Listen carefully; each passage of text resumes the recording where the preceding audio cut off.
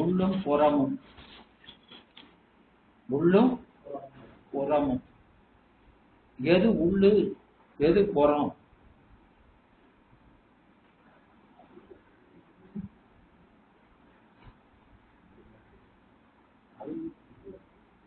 அறிவுக்கு உள்ள வெளியேன்னா அது என்ன சார்?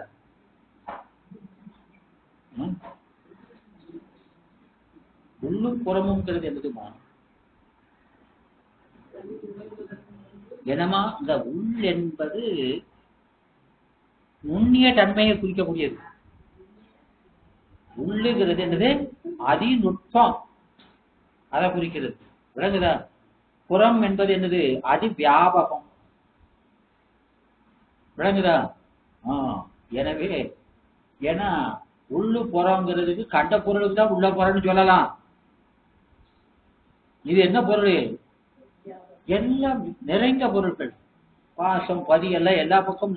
அதுக்கு உள்ள வெளியேனா வீட்டுக்குள்ள வெளியே வெளியே உள்ள போ வெளியே போன்னு சொன்ன மாதிரி இருக்க அப்படின்னா இருப்பாங்க. இப்போ உள்ளும் புறம்ங்கிறது எதை குறிக்குது? அதிநுட்பமா இருக்கிறதுனால எல்லாத்திலையும் ஊடுருவி நிற்கிறது. ஊடுருவிக்குன்னா என்னது? ஊடுருவி நிற்கிறது எதை குறிக்குது?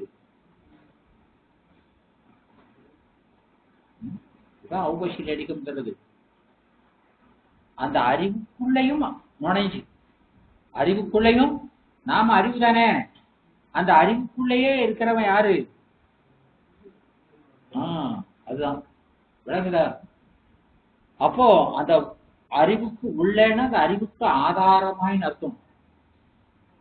அந்த அறிவுக்கு ஆதாரமாய் இருப்பவன். வெளியேன்னா என்னது? அவற்றை எல்லாம் செலுத்துறவர், செயல்படுத்துறவர். விளங்குதாமா?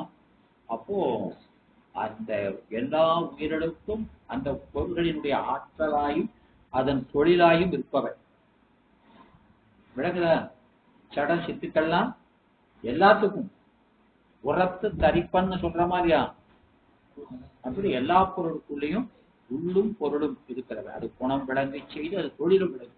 தொழிலை புறம்ங்கிறோம், அந்த குணத்துல கலந்திருக்கிறத உள்ளுங்கிறோம். விளங்குதாமா? எனவே அப்படி பறந்த புத்தனே, அப்படி உள்ளும் புறமும் அவன் அவசிலேடிகமாக கலந்திருக்கிறான். இருக்கிறானா இல்லையா? அப்ப நீங்க எப்படி கலந்திருக்கிறீங்க? உங்களுக்குள்ள அவன் கலந்திருக்கிறானா இல்லையா? அவன் உள்ளும் புறமும் கலந்திருக்கிறான். நீங்க எப்படி கலந்திருக்கியா?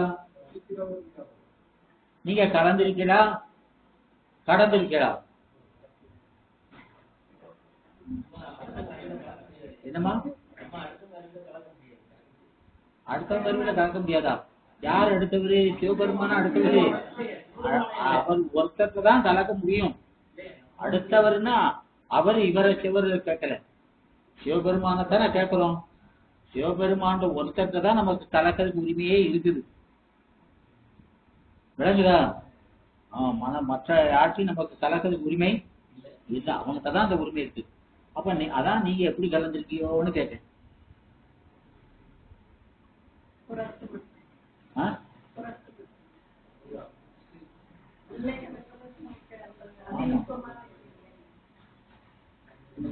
அதெல்லாம் நமக்கு சித்தியார சொல்றாரு.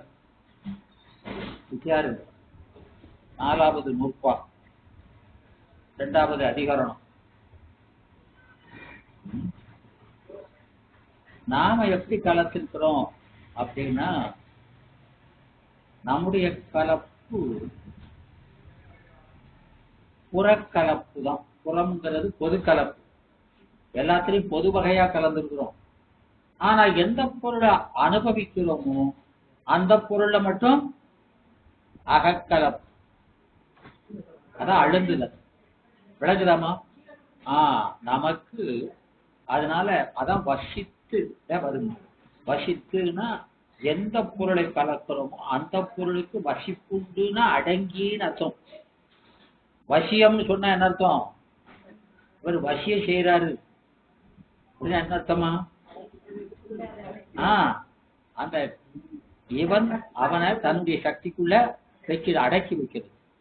அதுபோல இந்த ஆன்மா வசிப்புண்டு எதனை எதனை பற்றியதோ அதன் கண் வசிப்புண்டு. அது சடமா இருந்தாலும் சரிதான், அதனுடைய உதவியை நாடுதாம்னா அதன் கண் வசிப்புண்டுதான் நிற்பான். ஆமா, எல்லாத்துலயும் வாக்கியமா தான் நிற்பான். அது முக்கியம். விளங்குதாமா? அதான் அகர்த்தாவாய் எங்க சொல்லியிருக்கிறாரு? சிவபிரகாசத்துல சொல்றாரா இல்லையா? ஆமா ஆமா, என்றும் அகர்த்தாதான். ஏன்னா அவனுக்கு சார்ந்ததுக்கு அடங்குனதுங்கிறது அவனுக்கு இயல்பாகவே இருக்கு. ஏன்னா இவனுக்கு சாராம சுதந்திரமா ஒன்றும் கிடையாது. அப்போ சார்ந்த பொருளுக்கு அடங்கிதான் இருக்கும். அது அப்போ முக்கியங்கிறது என்னது? அப்போ நாம பகை பொருளுக்கு அடங்கி இருக்கிறத கட்டுங்கிறோம். நமக்கு உரிமையுடைய தந்தைக்கு அடக்கி இருக்கிறது முக்கியங்கிறோம். அது இயல்பு. தந்தைக்கு மகன் அடங்குவது என்பது இயல்பு. விளங்குதாமா? அதனால இவன் ஒருவன் எப்படி இருக்கிறான்னா, எள்ளுக்குள் எண்ணெய் போல உயிருக்கு உயிராய் எங்கும் ஊடுருவி நிறைந்து நிற்கிறான். எதுக்கு அப்படி நிக்கணும்? அவன் அவ்வசி லடிகமா நிக்கிறானா இல்லையா? உள்ளும் புறமும் நிறைந்து. எதுக்காக நிக்கணும்?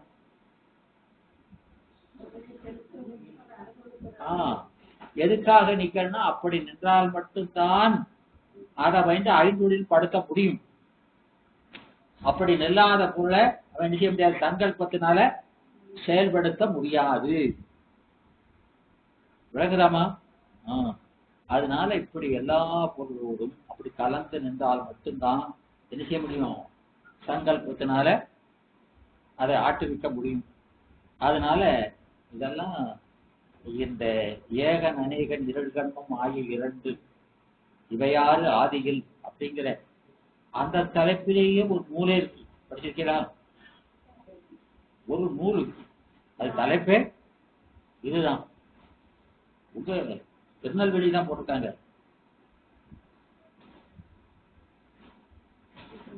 ஆமா, சுப்பிரமணிய பிள்ளை. நல்ல அருமையான புத்தகம். அதனால இந்த அடிகள் இறைவனை முத்தனே என்று விളിக்கிறார். முழுதுமாய் பரந்த முத்தனே. அப்போ முழுதாகியும் பரந்திருந்தாலும் எல்லாத்தையும் எல்லா பொருளையும் அவன் தனக்குள் அடக்கி கொண்டிருந்தாலும் எல்லாக்குள்ளேயும் நுழைந்திருந்தாலும் பரந்திருந்தாலும் அவன் முத்தனாக இருக்கிறான். அவனுடைய சிறப்புத்தன்மை. பரந்தும் முத்தனே, பரந்தும் முத்தனே. எனவே முடிவிலா முதலே. அங்க முடிவு என்பது அழிவு, இறுதி, அது இறப்பு இல்லை. அது இனம் பற்றி பிறப்பையும் சேர்த்துக்கிடணும். முதல் என்பது முதல் பொருள். முதலே என்னது? முதல் பொருளே. முதல் பொருள் என்னது? 1 2, அது 1வது நம்பர் அப்படின்னா முதல் என்னது மாதிரி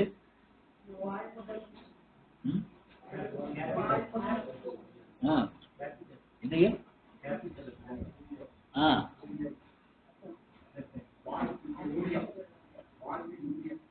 என்னையா?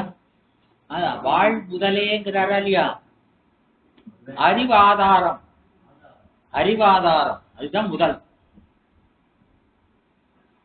முதலிலாருக்கு ஊதியம் இல்லைன்னு சொல்ற மாதிரியா? முதல் யாரு நமக்கு?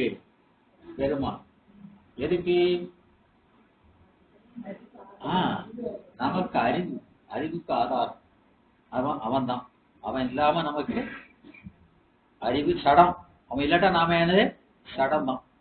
அப்படிதானே சொல்றாரு. அதனால இங்க சொல்றாரு முதல் என்று சொல்கிறார். அதனால எல்லா பொருளுக்கும் அழிப்பு காலத்தில் ஒடுங்குதற்கும் படைப்பு காலத்திலே தோன்றுவதற்கும் நமக்கு என்னென்ன செய்யணுமோ அதான் வாழ் முதலேங்கிறார். இதுக்கு முதல்ங்கிறாரு வாழ் முதலே. வாழ்தல் என்னது?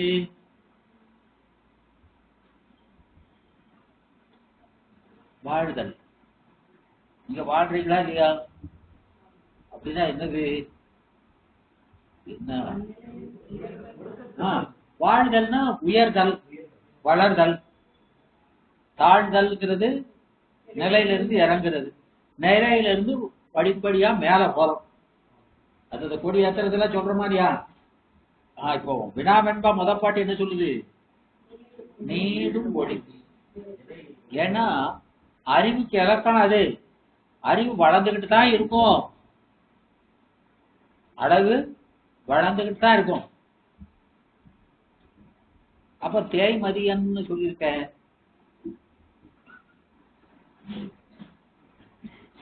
என்னமா அங்க தேய்மதியன்கிறதுக்கு என்ன அர்த்தம்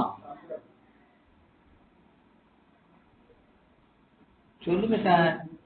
தேய்மதியன்னா அந்த தேகின்ற மதியை வளர்க்கிறவன்.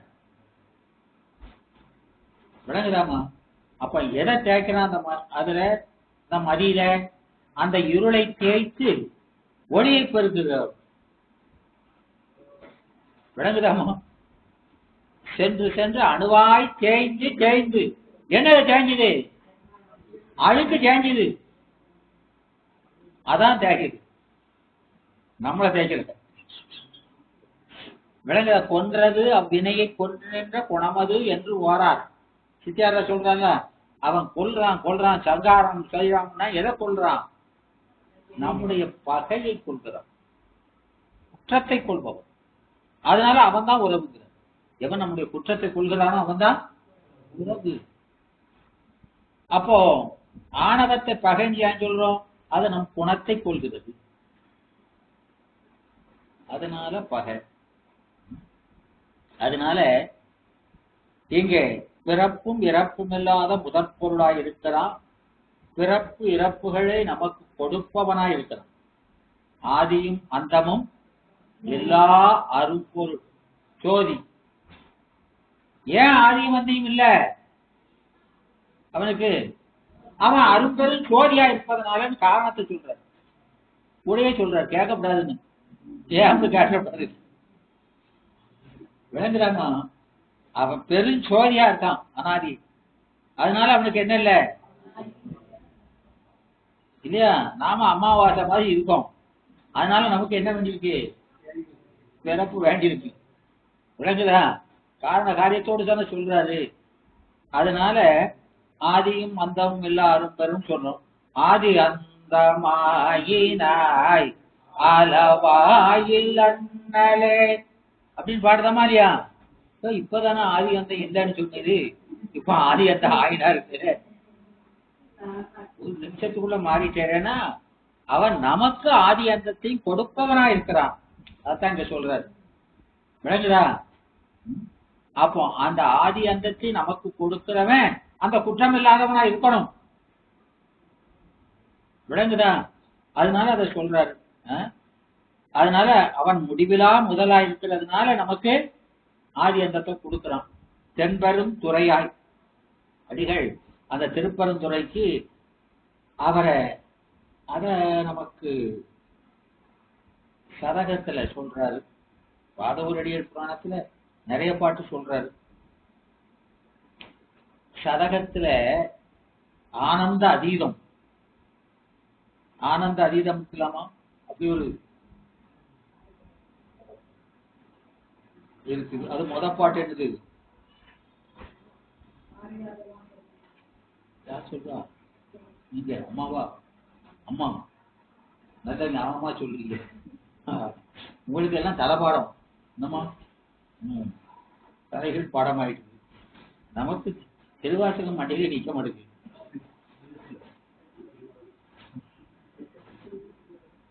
அதுல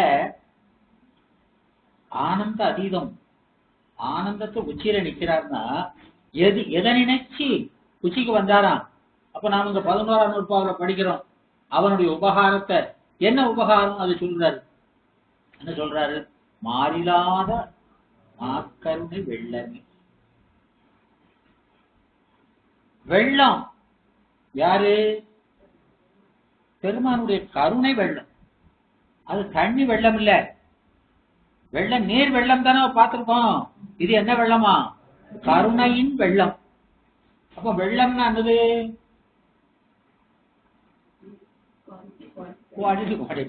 நல்லா சொல்லு. அப்போ தண்ணி புது தண்ணியா வருது, நிறையவும் வருது. ரெண்டையும் சொல்றாரா இல்லையா? குவாலிட்டி குவான்டிட்டி ரெண்டையும் சொல்றாரா இல்லையா? ஃப்ரெஷ் வாட்டரா வருது, அளவில்லாம வருது. இறைவனுடைய அறிவு அப்படி. அதனால மாறிலாத அது அந்த மா கருணை வெள்ளம். கருணை வெள்ளம், கருணையுடைய வெள்ளம். அதுக்கு என்ன அடை கொடுக்கிறாரு? வெள்ளம்ங்கிறதுக்கு என்ன வெள்ளம்? கருணை வெள்ளம். அந்த கருணை எப்படிப்பட்டது? ஆமா, அந்த கருணை எப்படிப்பட்டது அப்படின்னா அதுக்கு ரெண்டு அடை. என்ன அடை? அது மாறிலாத வெள்ளம். மாறிலாத வற்றாத வெள்ளம். அவன் அணிநலம் வற்றாது முற்றாது அணிநலமே அப்படின்னு கோவையாறுல சொல்றாரா இல்லையா? அதை இங்க கொண்டு வந்து போக்குறாரு. விளங்குதாமா? அதனால அது எப்படிப்பட்டதான்? வற்றாத மாறிலாத இரவாத இன்ப வெள்ளம் அப்படிங்கிறது இல்லையா? மாறிலாத வெள்ளம், மா வெள்ளம். எப்படிப்பட்டது? பெரும் வெள்ளம். கருணை வெள்ளம், மாக்கருணை வெள்ளம் இல்லையா? மாறிலாத வெள்ளம். அத்தனை அடம் கொடுக்கிறார். அப்போ அவரை எத்தனை விதமா சிந்திச்சிருப்பாரு ஒரு கருணைய. விளங்குதா? வெள்ளமே அப்படின்னு உருவகம். இது என்னது? உருவகம், ஓமை இல்லை. பெருமான உருவகப்படுத்துகிறார். அந்த வெள்ளமாகவே இருக்கிறான். எதனால அப்படியா? ஏன் அப்படி சொன்னாராம்? அதுக்கு ஏது இது மேற்கோள். இப்ப சொன்னது என்னது? மேற்கோள். அதுக்கு ஏது சொல்லணுமா இல்லையா? ஏன் இப்படி சொன்ன? அவர் அதை அனுபவிச்சு சொல்றாரு. கேட்டுட்டு இருக்க நாம கேட்போம். நாம ஆராய்ச்சியில இருக்கோம் இல்லையாமா? அவர் அனுபவத்துல சொல்றாரு. அவர் சொல்றாரு ஏன் அப்படி சொன்னா, ஐயா அவன் கருணை வெள்ளமா கொடுக்க வந்தவன், பெற வேண்டியவன் நான் முதல்ல போய் வரிசையில நிக்கணும். பெறவன் தானே வரிசையில நிக்கணும். இல்லையே, நான் இங்க இருந்து பெறப்படும் முன்னாலே அவன் உட்கார்ந்து இருக்கானே. மதுரையில இருந்து பெறப்படும் போதே அவன் திருப்பெருந்துறையில உட்கார்ந்து இருக்கிறாரு. இவர் எங்க போறதுக்கு வந்தாரு? கடலுக்கு, துறைக்கு. எந்த துறைக்கு? துறைமுகம், நீர்த்துறை. அந்த நீர்த்துறை பிறவித்துறை, அதுக்கு போறாரு. குதிரை வாங்கிறதுக்கு. குதிரைன்னா என்னது?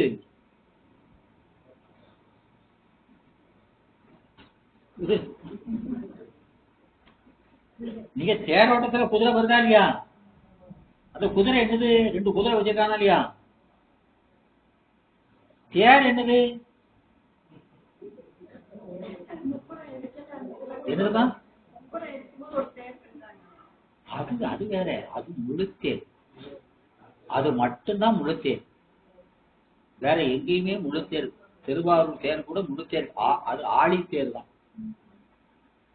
தேர்ச்சின்னு இலக்கணம் இருக்கு. இப்படி இருக்கணும். கால் தேர், அறத்தேர், முக்காத்தேர், முழு தேர்ன்னு இருக்கு. என்னென்ன பாகங்கள், என்னென்ன உயரத்துல, என்ன அகலத்துல, என்ன மாதிரி இருக்கணும் அப்படின்னு வச்சிருக்கு. அவன் பெருமான் வந்தது மட்டும்தான் முழு தேர். விளங்குதாமா? வேற எந்த கோயிலையுமே முழு தேர் இப்ப இல்ல சொல்லுது, சாஸ்திரங்கள் சொல்லுது.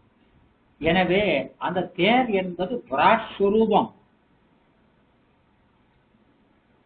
தெரியுமா தெரியாதா? அதுல எல்லாம் நிறைய இருக்கும். 8 அடுக்கு இருக்கும். ஒவ்வொரு அடுக்குல என்ன இருக்கும் அப்படிங்கறதெல்லாம் சொல்லிருக்கு. அதெல்லாம் பிராசாத யோகத்துல 16 கலை, 12 கலை அப்படி வரிசையா மேல இருந்து வரும். விளங்குதாமா? ஏற்பாடுங்க பெரிய பாடம். என்னது?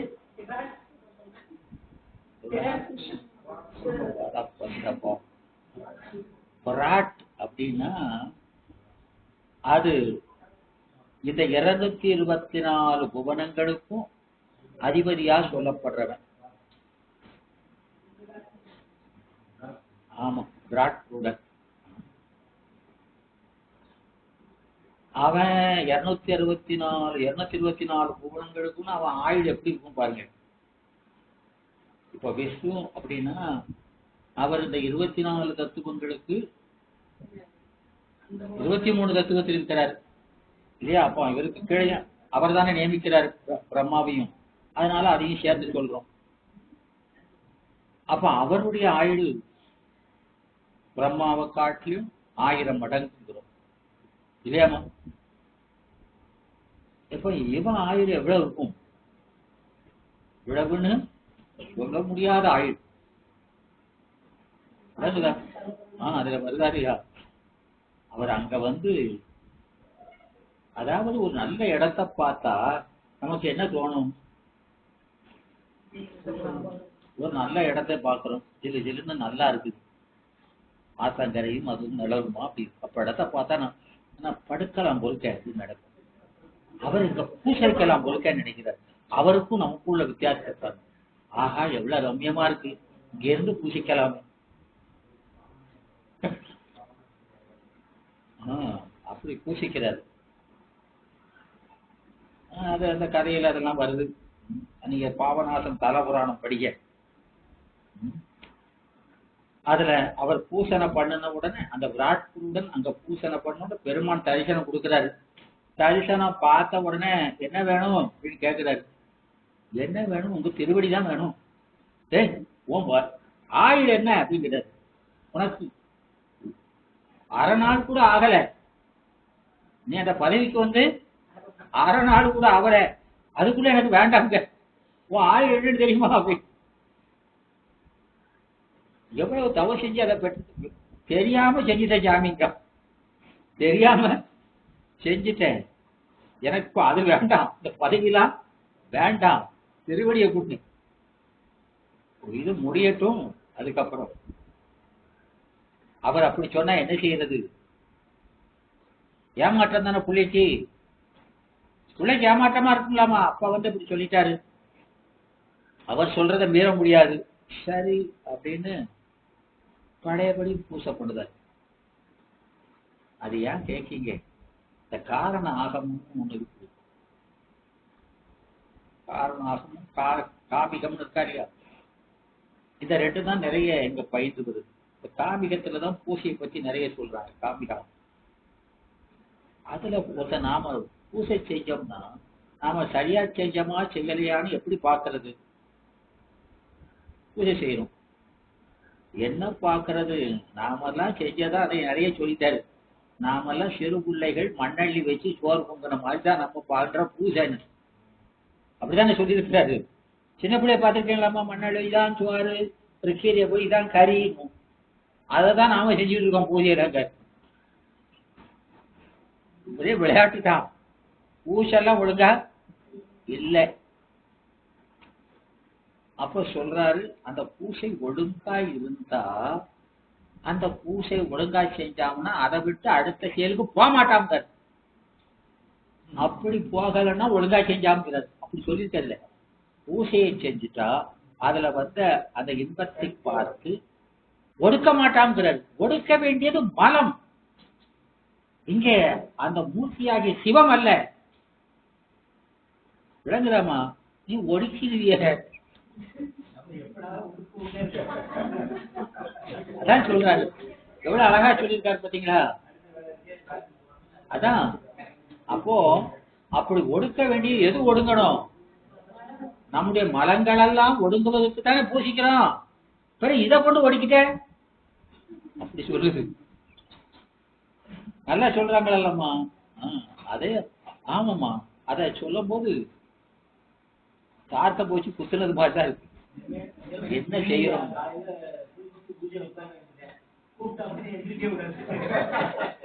என்ன குற்றம் அது? நீங்க இது படிக்கலையா? அந்த பிரம்மோத்தர காண்டம் பூசையில எந்திரிக்கவே கூடாது உட்கார்ந்து, அது பெரிய குற்றம். அந்த பிரம்மோத்தர காண்டம் படிக்கிறியா? அதுல இருக்குது. அந்த கொஞ்ச நேரம் கூட உங்களுக்கு இதுக்குன்னு அர்ப்பணிக்க முடியலையாங்கிறது.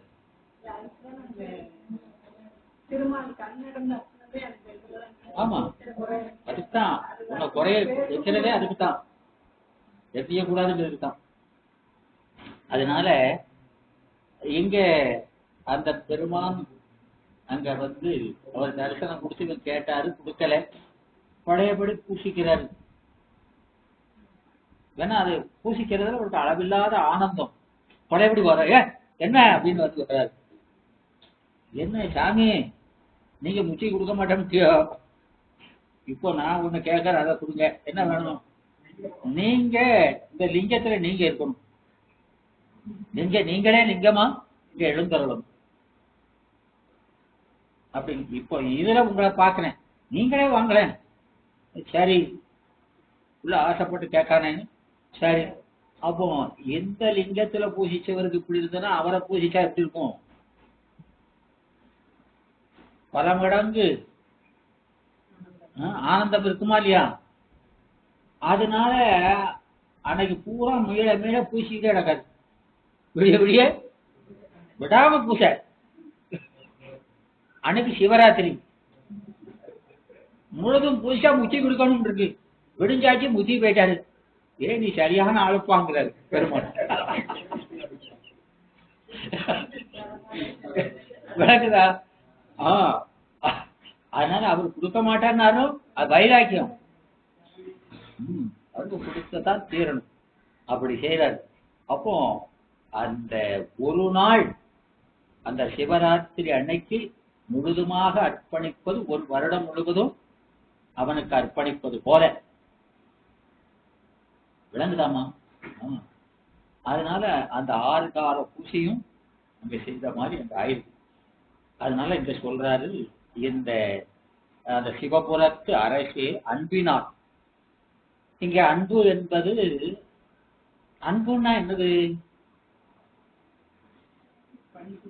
அது பண்பு தான். அந்த அந்த பண்பு அன்பு அப்படின்னா அந்த பண்பு எதை நோக்கி செலுத்துகிறோம் இருக்காதியா? அன்புங்கிறது நம்ம பண்பு. அது எதை நோக்கி அந்த அன்பு நிகழ்கிறது அப்படிங்கிறது இல்லையா? எதை நோக்கி நிகழணும்? எதை நோக்கி நிகழணுமா? அன்பு. இந்த அன்பு வருவது, உங்களுக்கு அன்பு வருது, எப்படி வருது? ஆராகத்தினால நியதி என்ன இருக்கோ அது தந்தாப்புல ஆராக தத்துவத்தினால வினைக்கு தந்தாப்புல அன்பு வருது. இதுல வரணும், இங்க மேல வரணும், இவ்வளவு போதும்னா அவ்வளவுதான். விளங்குதாங்க? எல்லாம் வினைக்கு தந்தாப்புல தானே வருது. அதனால இந்த அராகத்தினால விளங்குற அன்பெல்லாம் உண்மையான அன்பு இல்லை. அவனுக்கு வினைக்கு தந்தாப்புல வருது இல்லையா? அப்போ குச்சியில ஒரு அராகம் இருக்கா இல்லையா? இருக்குதா இல்லையா? இருக்குதா இல்லையா சார்? இருக்குது. அந்த அராகம் என்ன செய்தான், இந்த அராகம் என்ன செய்தான்? 74 பேர். விளங்குதாமா? ஞாபகம் இருக்கா உங்களுக்கு? இல்லையா? குச்சிய வந்து 8ஆ பிரிச்சிருக்கும். அதுல ஒரு அராகம் இருக்கும், தர்மம் அதர்மம்லாம் இருக்கா இல்லையா? அந்த அராகம் அது என்னது? அந்த அராகம் என்னது? எந்த அராகம்? நம்முடைய குணத்தை விளக்கத்துல அராகம், அறிவு விசேஷம். இது பொருளிடத்துல இச்சை, பொருள் கவர்ச்சி, பொருள் கவர்ச்சி. விடயத்து மேல இது நம்ம அறிவுல. விளங்குறாமா? இது விடைப்போன் இடத்து, அது விடயத்தை நிகழ்த்து. விடயத்துல நிகழ்றது வேற, விடை போன்ற நிகழ்ந்த அராகம் வேற. இது ரெண்டுமே நம்முடைய அராகம் அல்ல. ரெண்டுமே ஆமா சடம் ரெண்டுமே. அப்போ நமக்கு இயல்பான அராகம் எது? சிவராகமே. விளங்குதா? நமக்கு அராகம் என்னதுமா? சிவராகமே. சிவன் மீது வைக்கிறது தான் உண்மையான அன்பு. உங்க மேல எங்க மேல உலகத்து மேல வைக்கிறதெல்லாம் வினை வழி வருவது, வரும் போகும். விளங்குதாமா? அதனால இங்க இந்த அன்பினால் அப்படிங்கிறது என்னது? அன்பினால்ங்கிறது என்னது? ஆள் போட்டா என்னது? ஆள் என்னதுமா? அங்க அந்த அன்பினால் அப்படிங்கிறது காரணப்பொருள் அடிக்குது. காரணப்பொருள் ஏது? காரணம்னாலும் ஏதுனாலும் ஒண்ணுதானே. அந்த அன்பு ஏற்பட்ட காரணத்தினால், அந்த அன்பு உங்கள்கிட்ட எப்படி ஏற்பட்டது? எப்படி ஏற்பட்டது?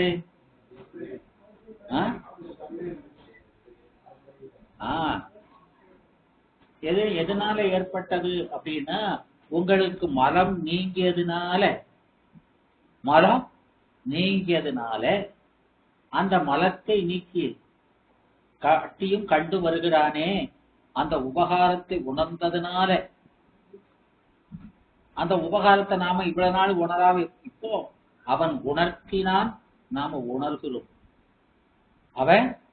அவன் செய்கிற உபகாரத்தை நமக்கு உணர்த்தியதுனால நாம உணர்கிறோம். விளங்குதா? அவன் எதுக்கு உணர்த்துறான்? அப்பவாவது இவனுக்கு அன்பு வராதான்னு. நைவிப்பான் நையணும் தானா? நைய மாட்டுக்கு. நையாத மனத்தினே நைவிப்பான். தெருவே இல்லையா? தெருக்குள்ள கூட வந்துட்டானா இல்லையா? இல்லையாமா? அவனை தேடி நீங்க போகிட்ட அவன் என்ன செய்யறான்? இந்த புயலுக்கு தினம் தினம் கோயில்ல வந்து கும்பிடுதான், கல்லாதான் நிக்கான். கோயில்ல வந்து சாமி கும்பிடுதாமா, எப்படி நிக்கான்? அங்க இருந்து சில மாதிரி கல்லாதான் நிக்கான். சாமியை பார்த்து கொஞ்சம் கூட உருக மாட்டான். அவர் பார்த்துக்கிட்டே இருக்காரு, தினம் வாராந்திருக்க, கொஞ்சம் கூட அந்த அதனால என்ன செய்கிறாரு? கல்லை பிசைந்து கனியாய் பிசைந்து. கல்லை பிசைறதுன்னா எவ்வளவு கஷ்டம், நமக்கு கஷ்டம்தான் இல்லையா? அதனால அவர் என்ன செய்தாரு? இவன் என்ன செய்தால் இவன் உருக்குவான் அப்படின்னு பார்க்கிறார். சரி, இந்த பையன் வந்து வந்து பார்க்க முழுக்க மாதிரி தெரியல, இப்ப நம்ம போய் அவன் வீட்டு வாசல் நின்று பார்ப்போம். இவன் யாரு? மன்னன் இல்லையா? 224 புவனங்கள் எண்ணில்லாத ஆன்மாக்களினுடைய தலைவன் அவன். இந்த நாய்ங்கிறாரு. ஏன் நாய்ங்கிறாரு? நாயின்னு 67 இடத்துல சொல்றாரு திருவேசகத்துல. இந்த நாயின்னு சொல்றதுனால என்ன இருக்குது? அதுக்கு பல காரணம் இருக்குது. ஆமா ஆமா, அது மாறி போகக்கூடியது. இங்க குறிப்பா அவர் நாயின்னு சொல்றது என்ன அப்படின்னா, நாய் வந்து மிக எளிந்த தோல் எலும்பு இதை கூட சுவைச்சு சாப்பிடும். உயர்ந்த நெய்ங்கிறது ஞானம்னு சொல்றோம். அத நெய் ஊத்தி சோறு வச்சா மோந்து கூட பார்க்காது. தெரியுமில்ல? பார்க்காது.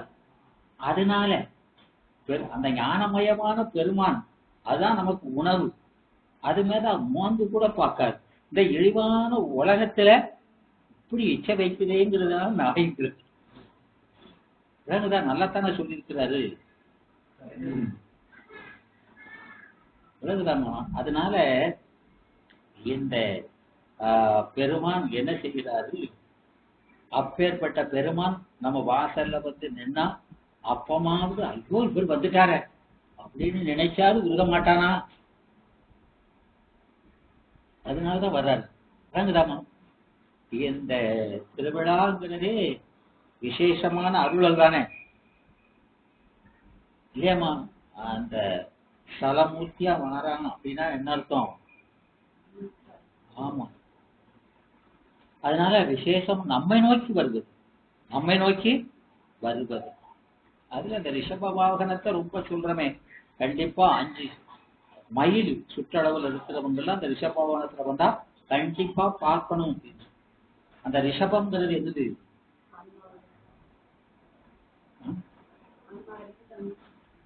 என்னமா?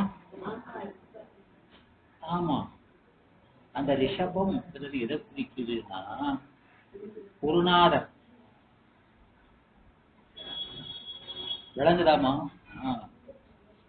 குருநாதரா வர்றது. அப்போ அந்த பசு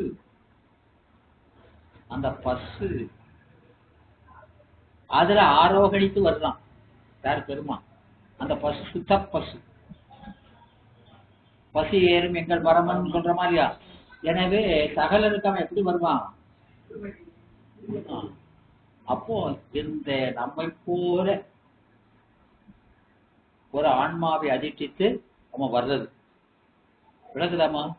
அப்போ நாமெல்லாம் போய் தரிசனம் பண்றது தீட்சை பெற்று கொள்வது போல இது சொல்றாரு. விளக்குதாமா?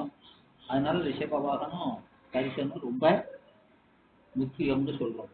அதனால இங்க அந்த இறைவன் எல்லா உயிர்களும் தன்னை அடைந்து இன்பமெல்லாம் பெறுதல் வேண்டும் என்ற அன்புடையவன். அவனுக்கு இச்சை அதானே, உயிருக்கு அருள் நேசம்ங்கிறாரா இல்லையா? ஒருவர் எல்லா உயிரிடத்திலும் அன்பு செய்தாலன்றி இந்த அயராத பேரன்பை அடைதல் முடியாது. அதனால அன்பினாலன்னா குறையாத அன்பு. அந்த அன்பு எப்படி வருங்கிறாரு? எல்லா உயிரிடத்திலும் அன்பு வரணும். அது சித்தியார் சொல்றாரா இல்லையா? 12ஆம் நூற்பாவுல சொல்றாருலே சார். என்ன சொல்றாரு? ஈசனுக்கு அன்பு இல்லார், அடியவருக்கு அன்பு இல்லார் இல்லையா? ஈசனுக்கு அன்பு இல்லார், அடி இல்லையா? அப்போ எவ்வுயிருக்கும் அன்பு இல்லார், தனக்கே அன்பு இல்லார். தனக்கே அன்பு இல்லார்னு என்ன? நம்ம மேல அன்புங்கிறது என்னது?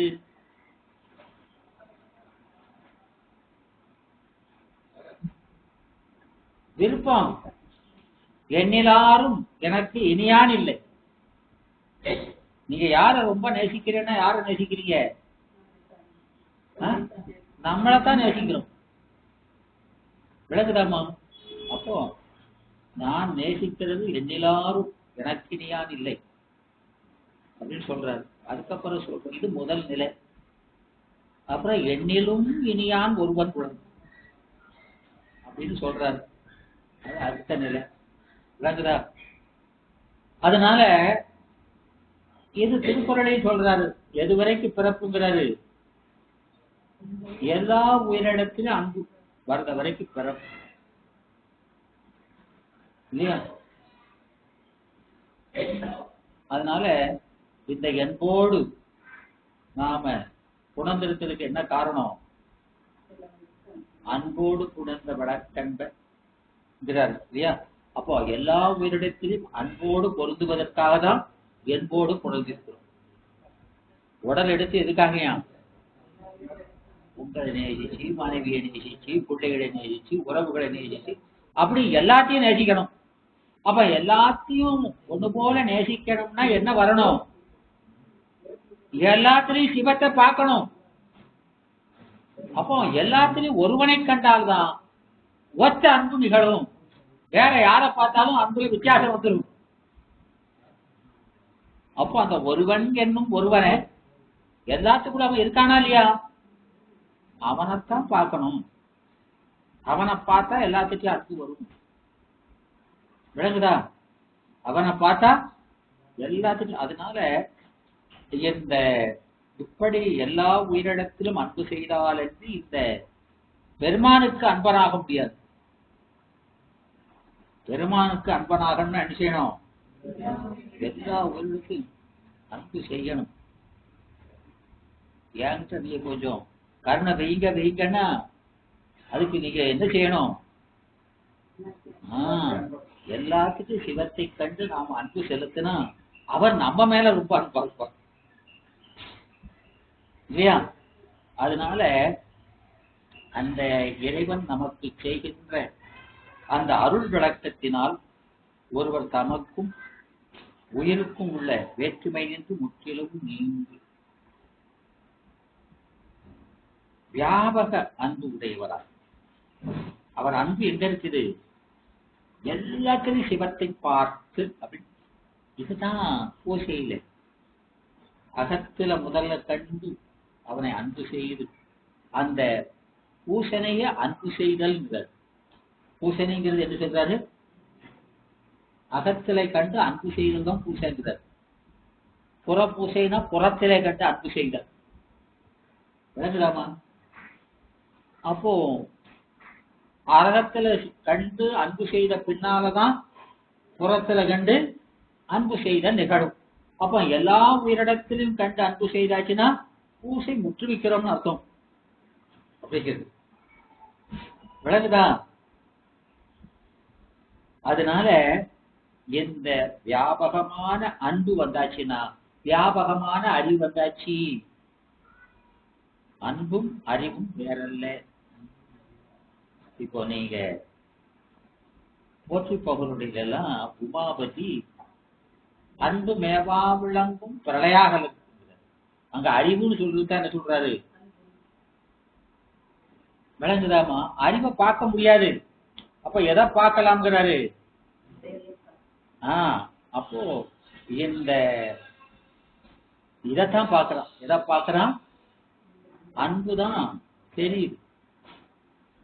அப்போ யாரெல்லாம் அன்புடையரா இருக்கிறாங்களோ எல்லாத்துட்டையும் அன்பு இருந்தா அவன் தான் ஞானி. எல்லாத்துட்டையும் அன்புடையரா இருந்தா அவர் பேர் தான் ஞானிங்கிறார். அதனால இந்த வேற்றுமையிலே முற்றும் நீங்கி, அதாவது இப்ப நாமெல்லாம் ரமணர் அவர் இவரெல்லாம் பத்தி அவர் ஒரு நாயை கூட ஒரு பேர் சொல்லி ரொம்ப அன்பா சிவபெருமான் தான் கூப்பிட்டு வரோம். நாயை கூட அது நாய் அவருக்கு தெரியல இல்லையா? இப்ப ஹரதத்தர் சிவாச்சாரியார் படிச்சிருக்கீங்களா? ஹரதத்தர் சாமிக்கு வச்சிருந்த அந்த நெய்வேத்தியத்தை அந்த நாய்க்கு கொடுக்குறாரா இல்லையா? நாய் நீர் வேக்கையோட வந்துருக்கு. சுவாமிக்கு வச்சிருந்தது அந்த தனியை அந்த அபிஷேக ஜலத்தை அதை கொடுக்குறாரு. வந்தவர் நாய் இல்ல, பெருமான். விளங்குதா? அப்படி எல்லாத்துக்கும் கண்டா அந்த நாய்கிட்ட சிவத்தை கண்டு செஞ்சான்னு அது சிவத்துக்கு கொடுத்ததுதான், நாய்க்கு கொடுத்தது இல்லை. விளங்குதா? அப்படி சொல்றாரு. அதனால அந்த வியாபகமான அன்புடையதானால் அதுதான் அருள் அன்பு. அருள்னால விளையக்கூடிய அன்பு. மற்ற அன்புலாம் அராக அன்பு, இது அருள் அன்பு. விளங்குதா? அதனால இந்த அன்பே பேராய் இயற்கை. பேராய் இயற்கைன்னு என்னது? திருவள்ளுவர் சொல்றாரா? அப்போ ஆராய் இயற்கை எது, பேராய் இயற்கை எது? ஆமா,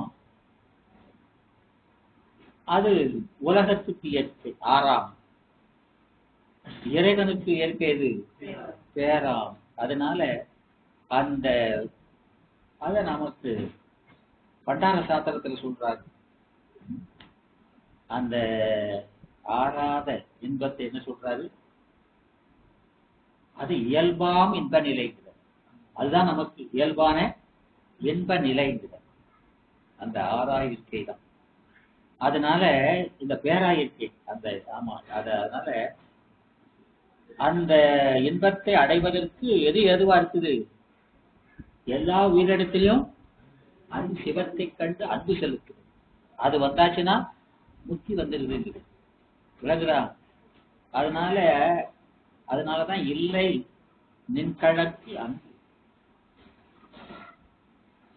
பெருமானே, உன்னுடைய திருவடி மேல எனக்கு அன்பு இல்லை, அது என்கணே. ஏலமேடும் குழலி பங்கனே. ஏன் குழலி பங்கனேங்கிறாரு? ஏன் அதை சொல்றாரு?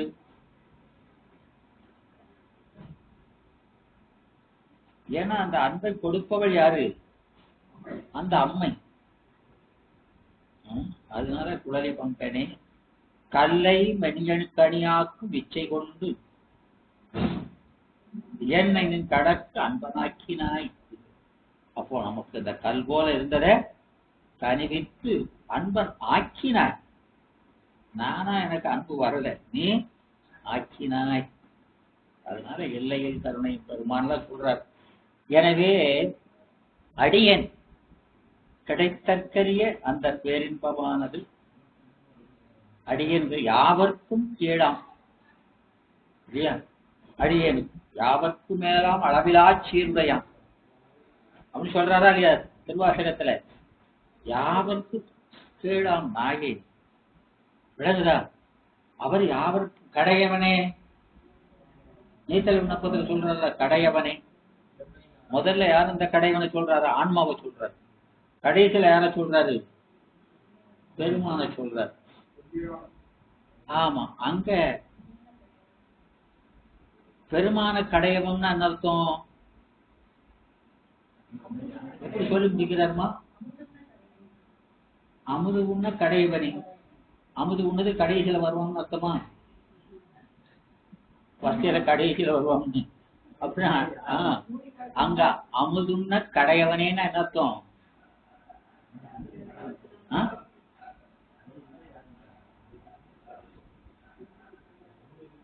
கடையவனேனை கருணையினால் கலந்து ஆண்டு கொண்டனா அங்க நமக்கு அது விளங்குது. கடைசியில் ஒரு கடையவனேன்னு அவரை சொல்றாரு. அது இருக்கு அமுது உண்ண கடையவனேன்னு சொல்றாரு. அவர் சொல்றத பாருங்க.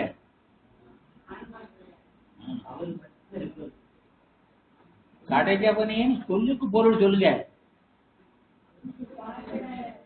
கடையவன் கடமைப்பட்டவன். கடையவன் எதை குறிக்குது? கடமைப்பட்டவன். முதல்ல கடையவன் கடைசி. அமுது உண்ண கடமை. அந்த நமக்கு அமுதை உண்பிக்க கடமைப்பட்டவன் அவன் அப்படின்னு அங்க சொல்லி முடிக்கிறார். விளங்குதா? என்னையா குதிரையா? அந்த தேர்ல 2 குதிரைங்கிறது அது வாசி. வாசி வாசி வாசினா என்னது?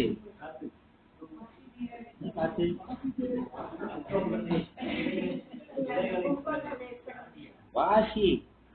அந்த தேர் ஓட்டுறது யாரு? தேர் ஓட்டுறது யாரு? அது எங்க ஓட்டுற? நம்மள இருக்கோம் கதைங்க. அங்க ஓட்டுறவன் அக்கினி. தேர ஓட்டுறவன் யாரு? அக்கினி. தேர இழுத்துட்டு போறது வாசி. வாசி என்பது வாசி யோகம்னு சொல்றமா இல்லையா? இந்த வாசிக்க காத்த சொல்றாங்க. அது இல்ல. எங்க அந்த பேசா எடுத்து சொல்வது. அப்போ பேசா எடுத்த நாம என்ன சொல்றோம்? அசபா மந்திரம். அசபை சம் சம். அதான் அந்த 2 வாசி. வாசிக்கிறது சம் சம். கிடைக்குதா? சம்ச மந்திரம். எனவே அந்த சம் அப்படிங்கிறது உரியிறது, சம்ங்கிறது விடுறது அப்படி இருக்கா இல்லையா? அப்போ அந்த சம் சம் சம்ச மந்திரம். அதுதான் அந்த ஆரூர்ல இருக்காரா இல்லையா? அப்போ அந்த நந்தி அந்த அப்சபா மந்திரத்தை தான் சொல்லுது. அந்த நந்தி அவருக்கு நேரம் அந்த மூச்சு காற்றுலதான் அவர் ஆடுதாரு. அந்த மூச்சு காற்று என்னது? சம்சம். விளங்குதா? பெருமானை அந்த மூச்சு விடுறதா இல்லையா? மூச்சு விடுறதா இல்லமா? அதுதான் அந்த மந்திரத்தை சொல்லுது. வாய் சொல்லல. ஊனிலாவி உயிர்க்கும் பொழுதெல்லாம் நான் நிலாவி இருப்பன் என் நாதனை. அதான் அது. விளங்குதாமா? அதான் பேசா எடுத்து. மந்திரத்தை சொல்றது கிடையாது, நினைக்கிறது. அப்போ அந்த மூச்சு காற்று தான் என்ன செய்தான் அந்த மந்திரமா. எனவே அந்த உள்ள உரியிலிருந்து அருளை பெற்று ஆனந்தமாக்குறது. அம்மை அப்பன். அம்மை என்னது அருள், அப்பன் ஆனந்தம். அதுல அவன் ஆற்றுறதுங்கிறது என்னது? அவன் ஆற்றுறது என்னது? அவனுடைய உபகாரத்தை அச போடுறது, ஒண்ணு ஒன்னா நினைக்கிறது. விளங்குதா?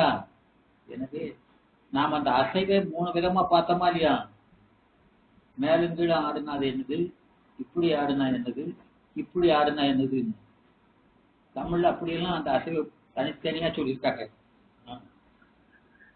எனவே இந்த இது அந்த ஊசல் ஆட்டுவது போல பெருமாள். அதான் பொன்னூசல்ங்கிறது. பொண்ணுன்னா என்னது? ஞானம். ஞானம் என்ற அந்த அறிவுல பெருமானை வச்சு ஆற்றுறது. அப்படி ஆற்றுனா என்ன செய்வோம்? தூங்குறது. அதான் நிட்டை. விளங்குதாமா?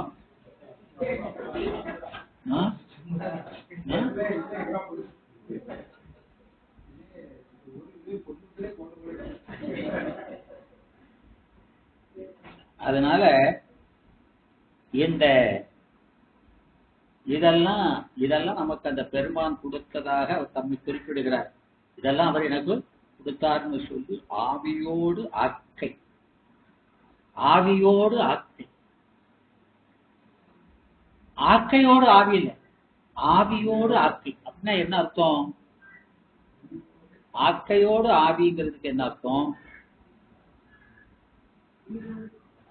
ஆக்கையோடு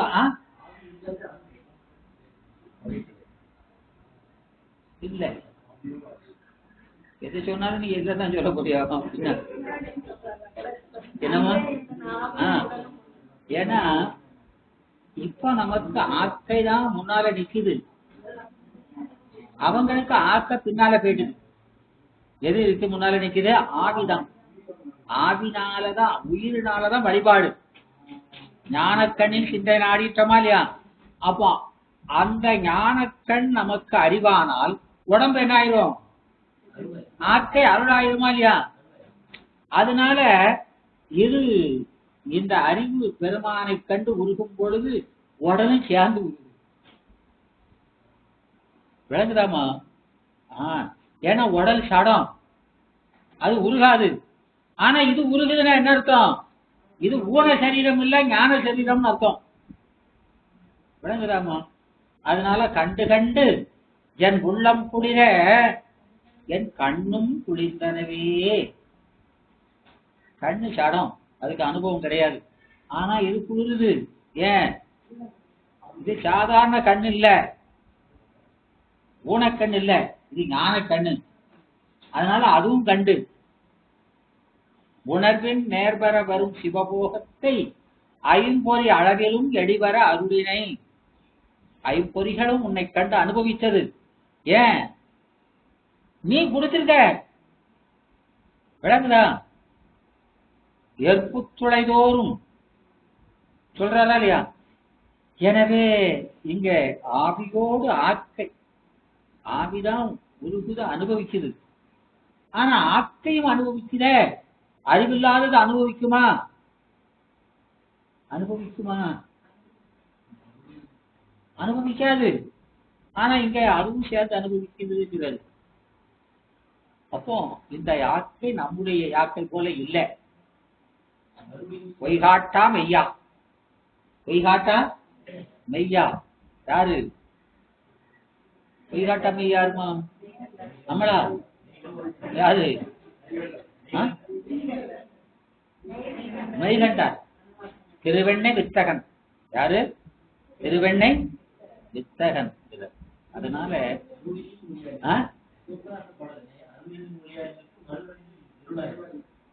ஆமா, அதனால இங்க அன்பே என் அன்பே என்று அன்பால் அழுது அரற்றி. பெருமான பார்த்து என்ன செய்யணுமா? அன்பே என் அன்பேன்.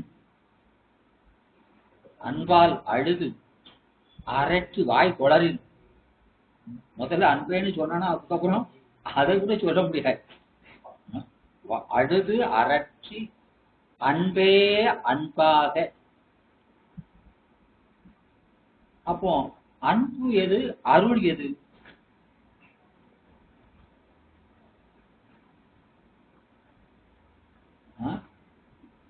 அன்பு எது, அருள் எதுமா? என்ன இப்படி பாக்குறீங்க? எத்தனை இதுல சொல்லியிருக்கிறாரு. அன்பு அந்த துலா ஏறிய தொண்டர் தெரியுமில்ல, அமர் நீதி. அந்த 2 தட்டு இருக்காளியா, தராசு தட்டு. அந்த 2 தட்டு என்ன இருக்கிறாரு? ஒரு தட்டு அன்பு, இந்த தட்டு அருள். கோவணம் தாங்கிய தட்டு அருள். இவர் போடுறது பொருளெல்லாம் போடுறது அன்பு. விளங்குதா? அப்படித்தானே சொல்றாரு. அப்ப அருள் எது? அந்த இல்லையா? அப்ப அன்பு எது? இந்த ஆன்மா அன்பை செலுத்த வேண்டியவர் இல்லையா? அதனால அந்த அன்பை தந்தவன் அவன் சொல்லி அன்பே அன்பைங்கிறார். இந்த அன்பு எனக்கு வரல, இதை கொடுத்தது யாரு? அந்த அருள். அதனால அன்பே அப்படி அழுது அரற்றி அன்பே அன்பாக இவனுடைய, அதான் அன்பின் திருவுரு. யார் சொல்றா? அன்பின் திருவுரு. சொன்னீங்க. பொறுவியல் அன்பின் உருவமான. இப்படிப்பட்ட அன்பா? பொறுவியல் நல்லது, ஒப்பில்லாத. அதுக்கு ஜெராக்ஸே எடுக்க முடியாதுங்க. அந்த அன்புக்கு ஜெராக்ஸ் போட முடியாது. அவன் அன்பு இது ஒப்பது அப்படின்னு சொல்லி யாரையும், கண்ணப்பருடைய அன்புக்கு ஒப்பா யாரையுமே சொல்ல முடியாதுங்க. அதனால அவ பொறுவியல் அன்புங்கிறது. அப்படி அன்பே உருவம் ஆயிட்டார். அவர் உருவம் என்ன ஆயிடுது? அப்போ அவர் சரீரம் என்ன சரீரம்? விளங்குதா? அதனால அன்பே அன்பாக அப்படி அப்படி ஆயிட்டா என்ன ஆகும்? அறிவு அழிவு, சீவபோதம் கீழும் கெடும். அந்த அன்பன்பு வேற என்ன செஞ்சாலும் அது நமக்கு சாற்றும் பழம்ங்கிறது என்னது? முக்தி. அது ஆகாது, முக்தி இன்பம் கிடைக்காது. அந்த முக்தி என்பதுக்கு நாம என்ன செய்யணும்? அன்புதான் அந்த முதல். அது நமக்கு 80வது பாட்டுல சொல்றாரா இல்லையா? திருவருள் பயன்ல 80வது பாட்டு ஞாபகம் இருக்கா? அன்பின் நிலை. எவ்வளவு அன்பை செலுத்தினையோ அவ்வளவு இன்பம். எவ்வளவு அன்பை செலுத்தினையோ அவ்வளவு இன்பம். அப்போ அவர் அளந்து கொடுக்கிறாரு. அளந்து இதெல்லாம் 11ஆம் நூற்பாவில் சொல்றாரு. உற்று காண்பான். எப்படி காண்பானா? உற்று காண்பானா. எவ்வளவு தப்பையா செஞ்சுக்கிறான்னு பார்த்து அளந்து பார்த்து கரெக்டா கொடுக்கிறாரு. குத்து மதிப்பாலாம் கொடுக்கிறது விளங்குதா? அதனால அவன் உடனாய் நிற்பான். உடனாய் நிற்பான். நின்று என்ன செய்வான்? என் அன்பை அளப்பான். அளந்து படி அளப்பான் இவனுக்கு. விளங்குதா? அதனால இங்க அந்த அன்பே உடைய அரணே, அணையாத அன்பே உடைய அனலாடி. அனலாத அவன் யாரு? அன்புடைய அனலாடி. அன்பே கழுமலத்துளாடும் கரிபுரி போர்த்தானே. அந்த கழுமலம்னா என்னது? கழுமலத்துல ஆடுறான். கரிபுரி போர்த்தான். கரிபுரி போர்த்தான் என்ன? அந்த கரி எது, அதன் குறி எது? கரி ஆணவம், அதன் குறியாவது அதனுடைய ஆற்றல். அத உரிச்சிட்டான், ஆற்றலை கெடுத்துட்டான். விளங்குதா? அதான் மலத்தை கழுவுதல். அதான் மலம் கழுமலம். அப்படி ஆடும் அந்த கழுமலத்துள் ஆடும் கரி, கழுமலத்துள் ஆடும் கரி பெருமான சொல்ற. எனவே அவன் அங்க சான்று. அதனால இந்த அப்படி சீர்காழியில அந்த இந்திரனே சாலும் கரின்னு சொல்ற மாதிரி அந்த கரிங்கிறது என்னது? சான்று.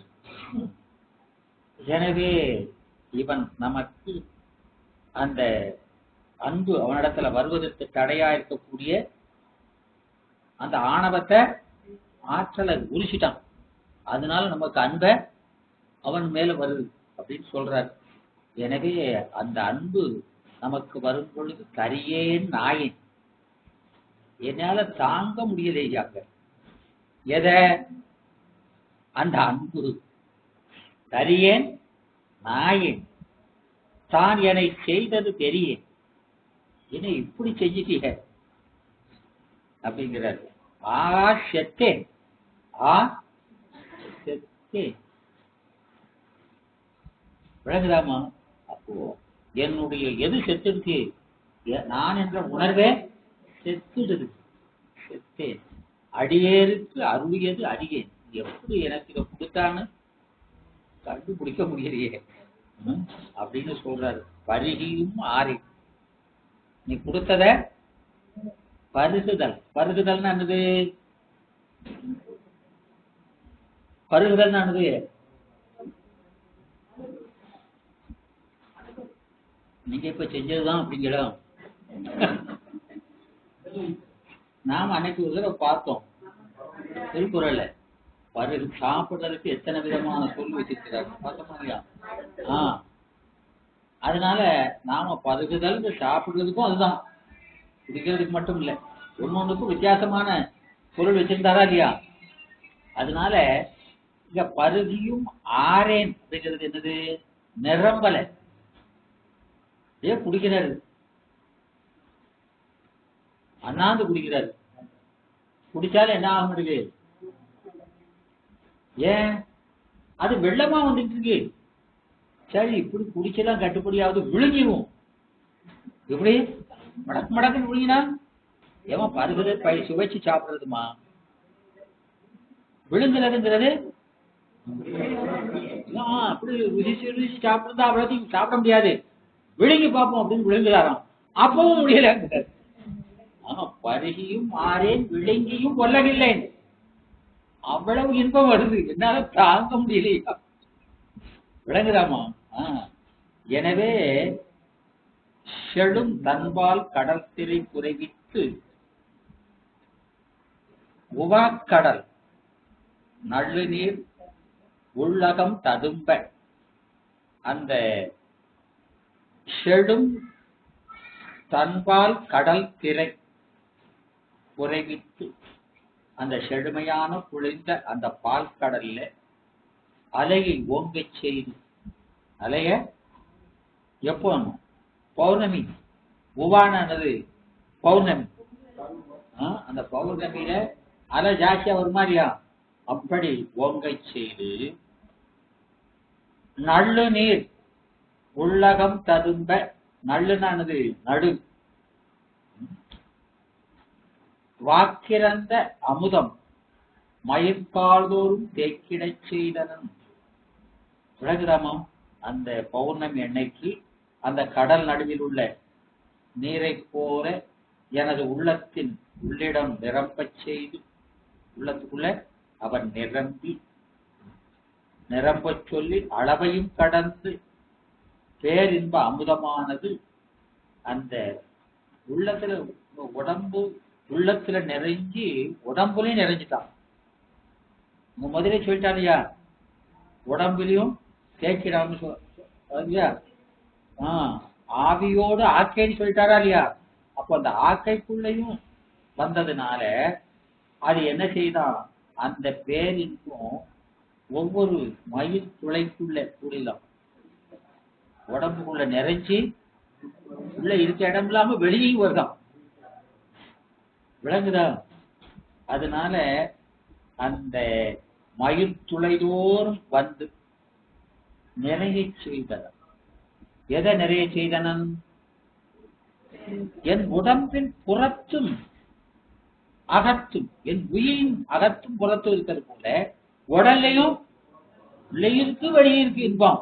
அப்போ எங்கும் சிவத்தை கண்டு அந்த அவன் இன்ப காரணம்னா இல்லையா, அது எதனால என் உடம்பு உயிர் எல்லாத்திலையும் உள்ளும் புறமும் இன்பமே நிறைஞ்சிருக்குது. விளங்குதாமா? அதனால அப்படி செய்தனன்.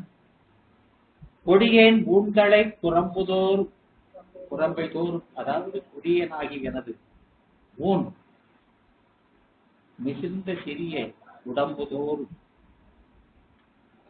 நாயுடல் அகத்தே புறம்பை கொண்டு. இவர் அப்படி சொல்றாரு, கேட்பட்டவனாகி என்னுடைய உடம்புல நீ வந்து உள்ள இருந்து விழவு செய்த. வெளியில இருந்து செய்யல, எங்கிருந்து செய்யறாரு? என் உள்ளே இருந்து புறம்பை கொண்டு என் தேன் பாய்ச்சி. இந்த தேனை என்னுடைய அறிவுக்கு உள்ள வெளியே, உடம்புக்கு உள்ள வெளியே எல்லாத்திலையும் அவர் என்ன செய்யறாராம்? பாய்க்கிறார். அந்த நிரம்பிய அற்புதமான அமுத தாரை. தாரைன்னா என்னது? தாரைன்னா என்னதுமா? சகஸ்ர தாரைலாம் சொல்றோமா இல்லையா? தாரைன்னா என்னது? என்னமா?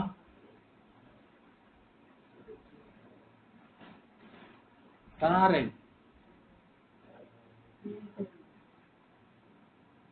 ஏமா? சகஸ்ர தாரையில சகஸ்ர தாரைன்னு என்னது? கோயில பார்த்துருக்கீங்களா இல்லையா? அபிஷேகம் பண்ணும்போது கடிசையில பண்ணுவோமா இல்லையா? அப்படின்னா என்னது? சகஸ்ரம்னா என்னமா? 1000. தாரைனா ஒழுக்கு. ஒழுக்கு இல்லையாமா? அது 1000ங்கிறது என்னது? எண்ணில்லாத அர்த்தம். விளங்குதாமா? அப்போ எண்ணில்லாத.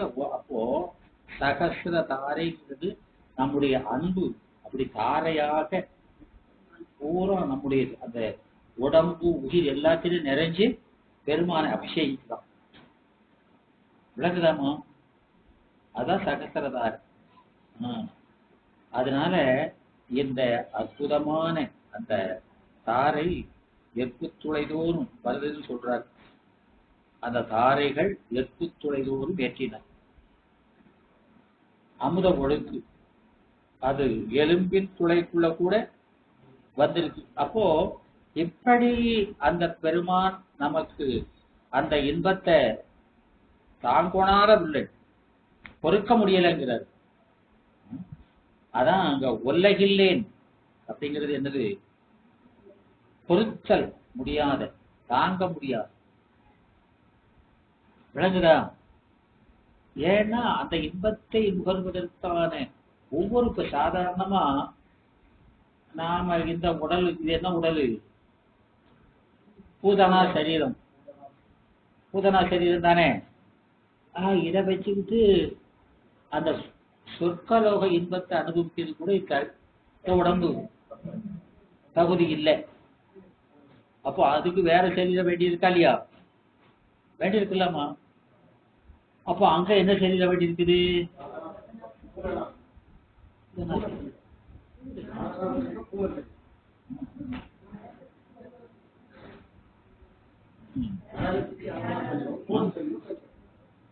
என்ன சரீரமா? என்ன அப்படி சொல்லிட்டீங்க? பூத சார சரீரம். சரி, சார ஒரு சாரதான பீஸ். அதனால பூத சாரம்னா என்னது?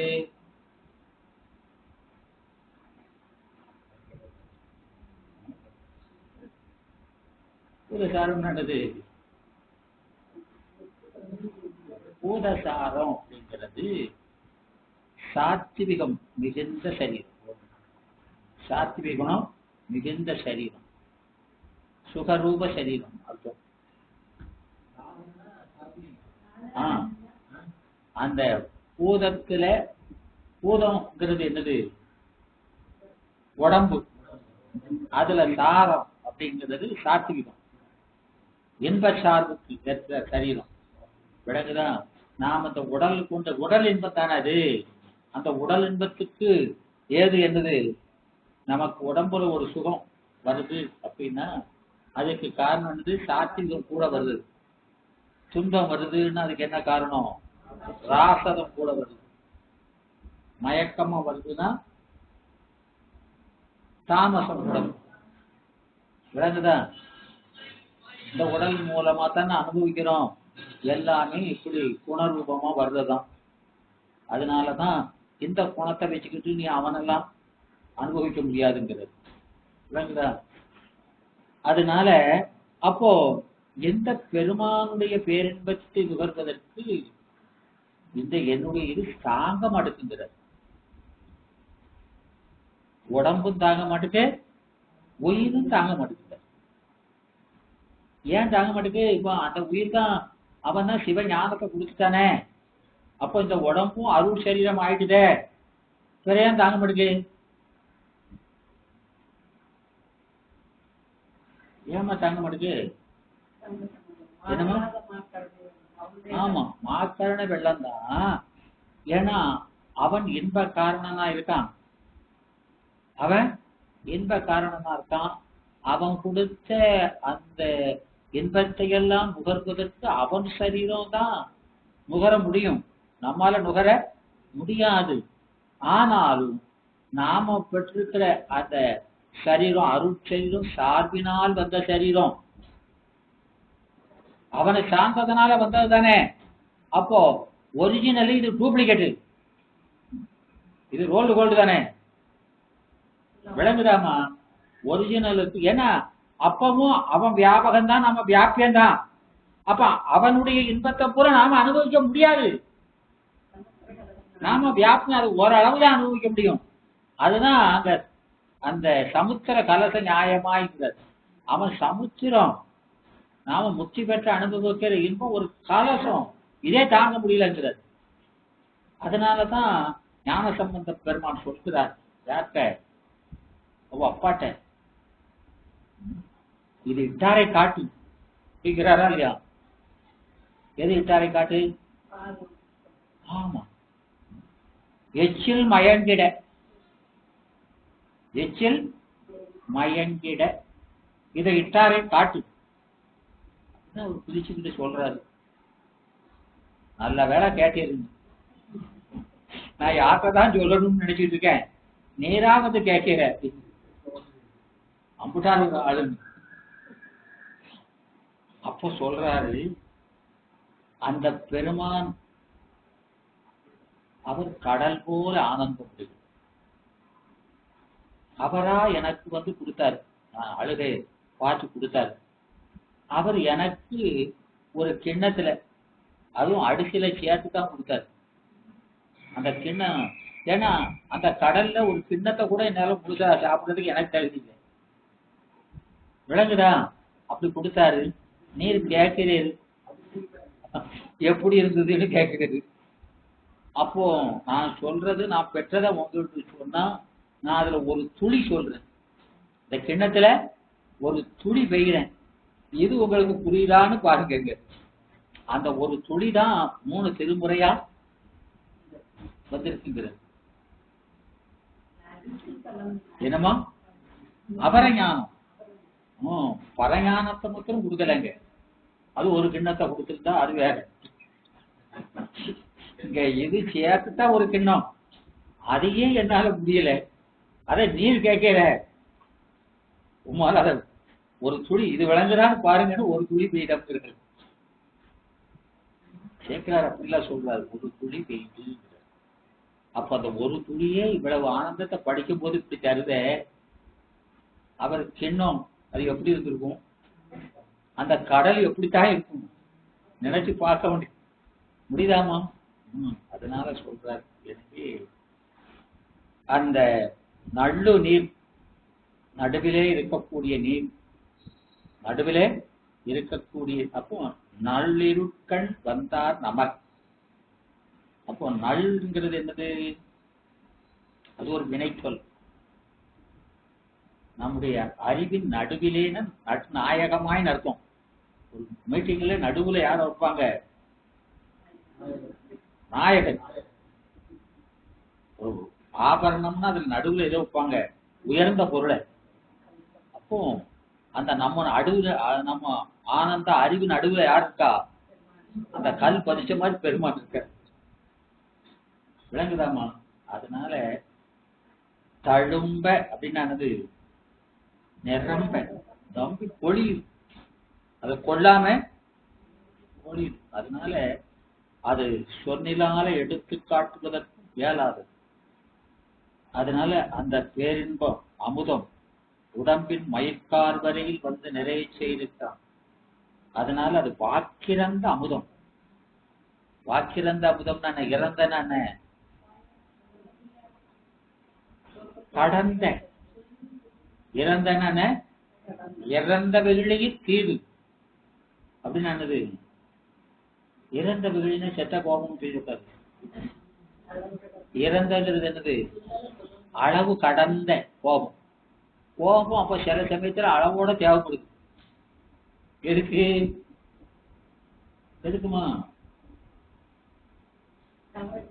இப்ப அத அரசியல்ல சொல்றாரு.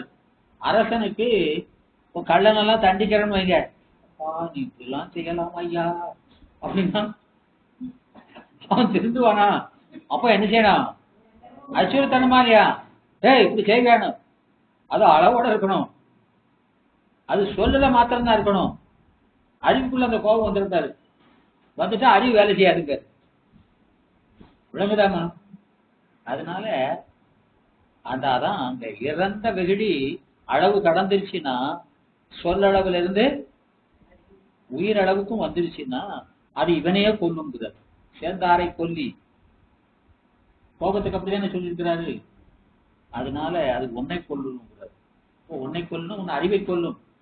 கோபத்துல நமக்கு என்ன செய்யணும், என்ன சொல்லணும்னே தெரியாது. அதனால இந்த பெருமான் அப்படி எற்குத்தோள் தாரை என்பது தாரா என்ற வட சொல்லினுடைய திரிவு. ஒழுகுவது. அங்க ஒழுகுவதுன்னு எதை சொல்றது? அந்த பெருமானுடைய திருச்சடை இருக்கா இல்லையா, அந்த கங்கை நீர் அதுல பட்டு நமக்கு ஒழுகுதா இல்லையா? நம்ம முழுங்க முடியலன்னு கிடைக்கல, சொட்டு சொட்டா விடுறாங்க. விளங்குதாமா? அப்பதான் நம்ம மடக்கு புரிய முடியுது. இல்லைன்னா அதனால அந்த அமுதத்தை எப்படி கொடுக்கிறாராம்? படிப்படியாய். அவன் அந்த ஒவ்வொரு ஆன்மாவுக்கும் எவ்வளவு ஏற்றுக்கொள்ளுமோ அந்த அளவுல. ஒரு ஆத்த வயலுக்கு திருப்பினா என்னத்துக்கு ஆகும்? தண்ணி பாய்ச்சி ஆத்துல இருந்து பாய்ச்சினா ஆத்தையை பாய்ச்சிட்டாங்கன்னா வயல் காணாம பெருமாளியா?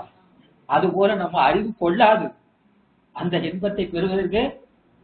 அப்போ அவன் என்ன செய்யணும்? அத ட்ரிப்ரிகேஷன் தான். சொட்டு சொட்டா விட்டாதான் இன்னும் சாப்பிட முடியும் நம்ம அப்படின்னு சொல்றாரு. அதான் தாரை. எனவே அந்த ஒடுக்கு. அதனால அந்த அள்ளூர் ஆக்கை செறிந்து, ஆக்கையே ஊருதான் எதுல? இன்பத்துல. உடம்பே என்ன செய்தான்? இன்பத்துல ஊருது. அப்போ அள்ளூர் ஆக்கைன்னா, இப்போ சொட்டு சொட்டா விழுதுன்னா இந்த பக்கம் நினையுது, அந்த பக்கம் காயுதுன்னு இல்லையா? அந்த ஒரு சொட்டு விழுந்த உடனே எல்லா பக்கமும் அது நிறைதான். அள்ளூர்னா ஒரு சேர உடம்புலாம் முழுவதும், ஒவ்வொரு பகுதியா இல்லாம முழுவதும். அப்போ அறிவு முழுவதும், உடல் முழுவதும் ஆனந்தம். அதான் செறிவு. அதான் வியாப்தின்னு சொல்றோமா இல்லையா?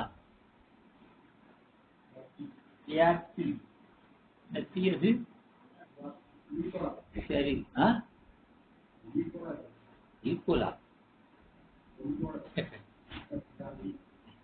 அப்படிலாம் சொல்லக்கூடாது. வியாப்திங்கிறதுக்கு நீங்க அமரகோஷம்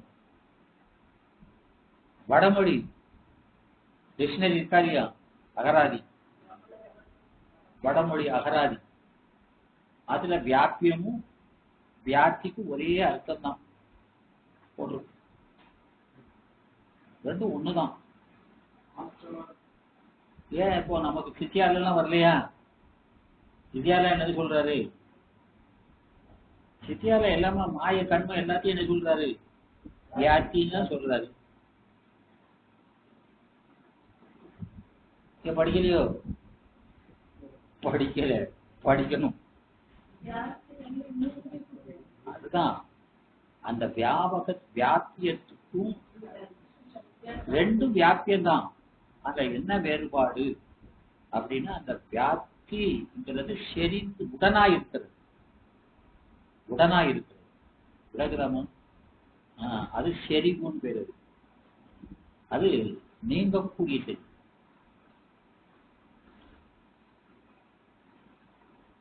அதெல்லாம் தர்க்கத்துல வரும். ஆமா, வியாப்தி வியாப்திங்கிறது. அதனால இந்த செறிவு படுதலைத்தான் அள் என்று அந்த சொல்லு குறிக்கிறது. நிகழ்வு எதுக்கு? அதுதான் இந்த ஆணவத்தை சொல்லும் பொழுது இந்த ஆணவம் எப்படி இருக்குதுன்னு சொன்னா நம் அறிவு முழுவதும் செறிந்து, செறிந்துன்னா பொருள் செறிவுன்னா ஆணவம் மாய கண்மும் நம்மகிட்ட தான் இருக்குதுன்னா நமக்கு வேற இருக்குது. இது எப்படி இருக்குது? உடனா இருக்கு, அறிவுல முழுவதும் கலந்து இருக்கு. அப்போ பந்தத்தை நாம ரெண்டு விதமா பிரிக்கிறோமா இல்லையா? எப்படி இருக்கு பந்தம்? வேறாய் நின்று பந்திப்பது, உடனாய் நின்று பந்திப்பது. அந்த உடனாய் நின்று பந்திப்பது தான் வியாப்தி. விளங்குதா? அப்போ அதுக்கு நமக்கு என்ன சம்பந்தம் சொல்றோம்? அது இப்போ நாம என்ன செய்யறோம்னா உள்ளபடி நமக்கு அதெல்லாம் வியாபியம், மாயை கண்மமும் வியாபியம். ஆனா நாம அதை சாரும் பொழுது என்ன ஆயிடும்? அது வியாபகமாகவும் நாம வியாபியமாகும். விளக்குதா? ஒண்ணு விளக்க கஷ்டம்தான். நீங்க உடனா இருப்பது தெரியணும். ஏன்னா அது அந்த மலமும் நம்ம கூட இருந்தாலும் அது நமக்கு வேறா இருப்பது. மாயையும் கண்மமும்னா கண்மம் சடம், அது நமக்கு வேறா தானே இருக்கும். எதுல இருக்கு? புத்தி தத்துவத்துல இருக்கு, அறிவுல வைக்கல. அறிவிலையா கண்மம் இருக்கு? அது எங்க இருக்கு? இருப்பிடம். ஏன்னா சித்து பொருளை கொண்டு சடத்து பொருளை வைக்க முடியாது, அதனால அதை வேற வச்சிருக்குது. உடம்பு எப்படி இருக்குது? மாயை நமக்கு வேற இருக்குது. அப்ப அந்த ரெண்டு பந்தமும் எப்படி இருக்குது? வேற இருந்து பந்திக்கு. ஆனா இது எப்படி இருக்கு? நம்ம அறிவுக்குள்ளேயே கலந்துக்குது, உடனாய் நிற்குது. அப்போ எல்லாமே அழுக்குனாலும் இந்த அழுக்கு இதுவும் சடம்னா இந்த சடத்துக்கு எப்படி இருக்கக்கூடியதுன்னா நம்ம அறிவை மறைக்கக்கூடியதுன்னு இருக்கா இல்லையா? அறிவிலே உடனா இருக்குது. சடமா சடத்துல இருக்குன்னா இந்த சடத்துக்கு இயல்பே என்ன சொல்லி இருக்குது? இந்த சடத்துக்கு இயல்பு என்ன சொல்லி இருக்குது?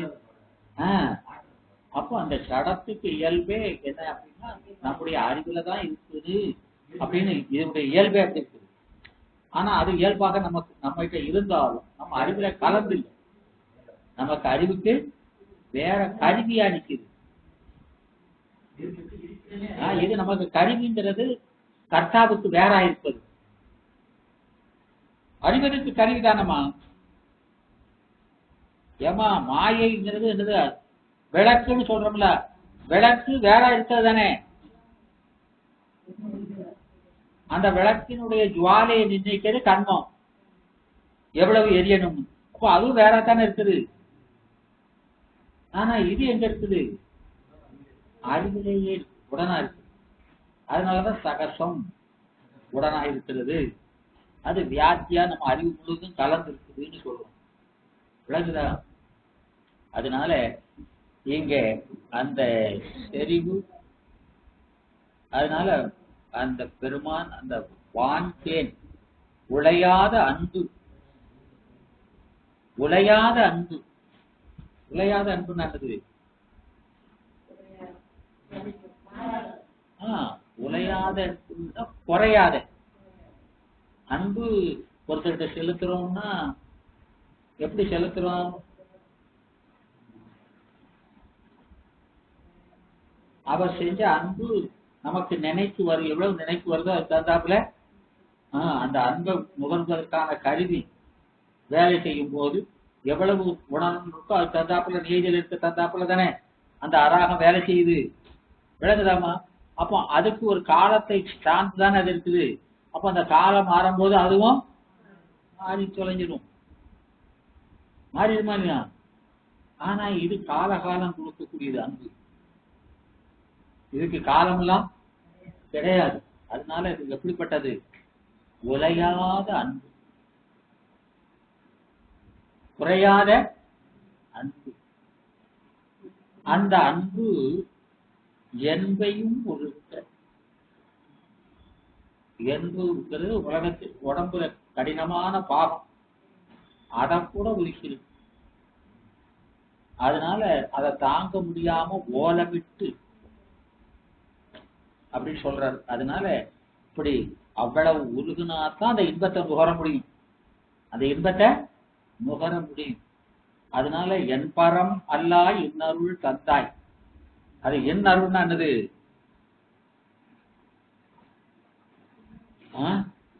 என் அருள்.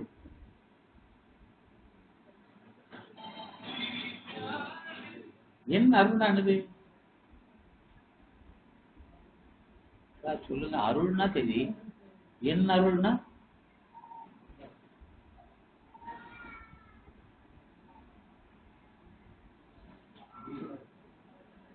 அருள் சரி, என் அருள், இனிய அருள். அப்போ இனியன இன்பத்திற்கு காரணமான அருள். இந்த அருளை கொடுத்த நோக்கம் என்பது இன்பத்தை கொடுத்ததுக்கு முதல்ல அருளை கொடுத்து அந்த அருளை தந்தாய். எதுக்கு? அந்த இன்பத்தை நுகர்வதற்கு கருவி கொடுக்கணுமா இல்லையா? தந்தாய். இதற்கெல்லாம் நான் என்ன செய்ததில்லை, ஒரு கைமாறு. அந்த பெருமாள் செய்கிற இதுக்குமே நாம என்ன செய்ய முடியாது, கைமாறு செய்ய முடியாது. அதெல்லாம் வரிசையா நிறைய பாட்டுல சொல்றாரு இல்லையா? அந்த அரசனே அரைசனே அன்பருக்கு அடியேனுடைய அப்பனே ஆவியோடு ஆக்கி குறைகுறை கனியே அப்படிலாம் சொல்றாரா இல்லையா? இப்படி நிறைய பாட்டுல சொல்றாரு. அப்போ அந்த இன்பம் என்பது எப்படி வருது? ஏன்னா ஆமாறும் திருவடிக்கு அகங்குளிய நன்குருகேன் இப்படி எத்தனையோ பாட்டுல சொல்றாரா இல்லையா?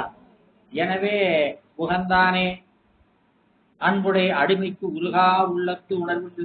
அப்போ அந்த உருகக்கூடிய உருகான நீங்காத உருக்கம், அதனாலதானே அந்த அன்பு இன்பம் வருதுங்கிறாரு இல்லையா? யானை போய் என் நெஞ்சம் போய் என் அன்பும் போய் அப்படின்னு சொல்றாரா இல்லையா? இப்படி எல்லாத்துக்குமே துணியா உருகா அருள் பெருகா அப்படிலாம் சொல்றாரா இல்லையா? அப்போ இதுக்கெல்லாம் என்ன வேணுங்கிறாரு? அணியார் அடியார் உனக்குள்ள அன்பும் தாராய். என்ன தாராய்? அன்பு தாராய் என்று அங்க சொல்றாரு. எனவே இந்த பாட்டை இதோட நாம முடிச்சுக்கிட்டு, எல்லாத்துக்கும் என்ன காரணம்ங்கிறாரு? இந்த அன்பு. ஏன்னா இந்த இதுல சொல்ற அன்பு எதனால வருதுன்னு சொல்றாரு? பெருமான் காட்டியும் கண்டும் வருகிற அந்த உபகாரத்தினால அப்படின்னு சொல்றாரு இல்லையா? அதனால அந்த பெருமானுடைய உபகாரத்தை நாம் என்ன சொல்றோம்? காட்டியும் கண்டும் வருகிறதுனால என்ன வருது? அன்பு வருது. அந்த அன்புக்கு காரணம் என்ன சொல்றாரு? ரெண்டு, அவனுடைய உபகாரத்தை ரெண்டா பிரிச்சிருக்கிறார். ஆமா, காட்டியும் கண்டும். காட்டுதல்ங்கிறதுக்கு என்ன பார்த்தோம்? காட்டுதல்னா என்னமா? காட்டுதல்னா காட்டுதலா? அதே இடத்துலதான் நிக்கும், கூடயே வர மாட்டேங்க.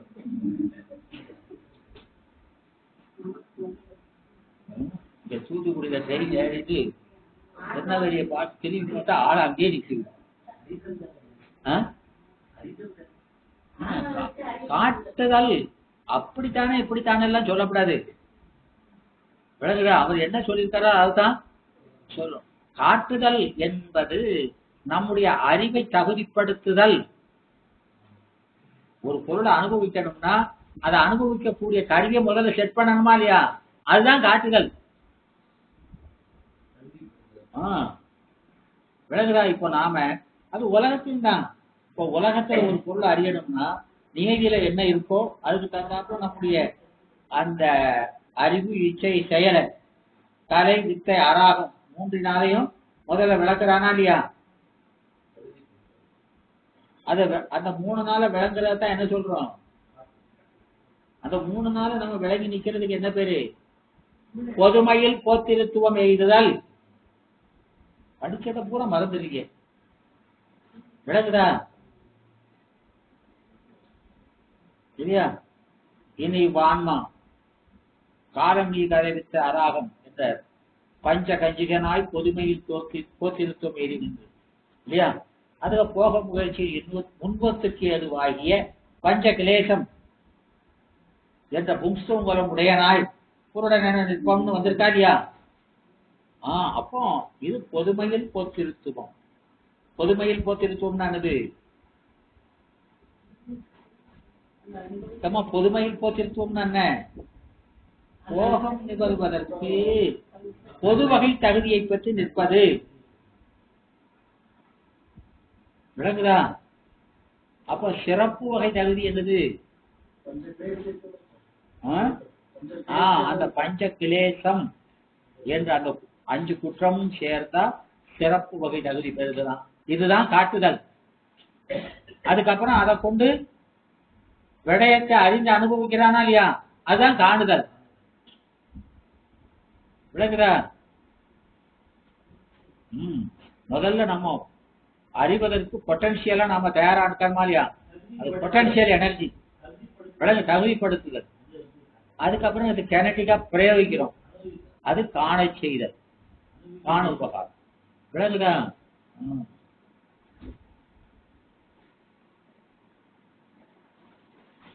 எனவே அந்த இதுல இந்த முதல் தோற்றுவாயில 11ஆம் நூற்பாவுல தோற்றுவாயில சொல்ற